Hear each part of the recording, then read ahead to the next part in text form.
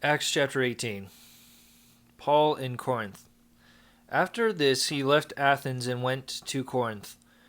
There he met a Jew named Aquila, a native of Pontus, who had recently come from Italy with his wife Priscilla because Claudius had ordered all the Jews to leave Rome. He went with them, he went to visit them, and because he practiced the same trade, stayed with them and worked, for they were tent makers by trade. Every Sabbath he entered into discussions in the synagogue, attempting to convince both Jews and Greeks. When Silas and Timothy came down from Macedonia, Paul began to occupy himself totally with preaching the word, testifying to the Jews that the Messiah was Jesus.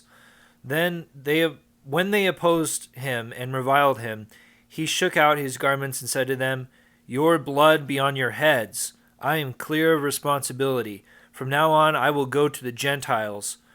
So he left there and went to a house belonging to a man named Titus Justus, a worshipper of God. His house was next to a synagogue. Crispus, the synagogue official, came to believe in the Lord along with his entire household, and many of the Corinthians who had heard believed and were baptized. One night, in a vision, the Lord said to Paul, "Do not be afraid. Go on speaking and do not be silent, for I am with you. No one will attack or harm you, for I have many people in this city." He settled there for a year and a half and taught the word of God among them. Accusations before Gallio.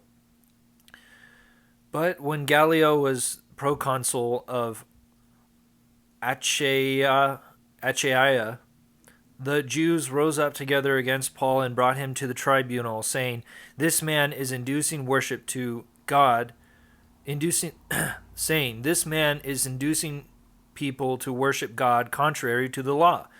When Paul was about to reply, Gallio spoke to the Jews, "If it were a matter of some crime or malicious fraud, I should with reason hear the complaint of you Jews. But since it is a question of arguments over doctrine and titles and your own law, see to it yourselves. I do not wish to be judged of such matters." And he drove them away from the tribunal. They all seized Sosthenes, the synagogue official, and beat him in full view of the tribunal. But none of this was of concern to Gallio. Return to Syrian Antioch. Paul remained for quite some time, and after saying farewell to the brothers, he sailed to Syria together with Priscilla and Aquila. At Cenchreae, he had his hair cut because he had taken a vow. When they reached Ephesus, he left them there while he entered the synagogue and held discussions with the Jews. Although they asked him to stay for a longer time, he did not consent. But as he said farewell, he promised, "I shall come back to you again, God willing." Then he set sail from Ephesus. Upon landing at Caesarea, he went up and greeted the church and then went down to Antioch. After staying there some time, he left and traveled in orderly sequence through the Galatian country and Phrygia, bringing strength to all the disciples. Apollos.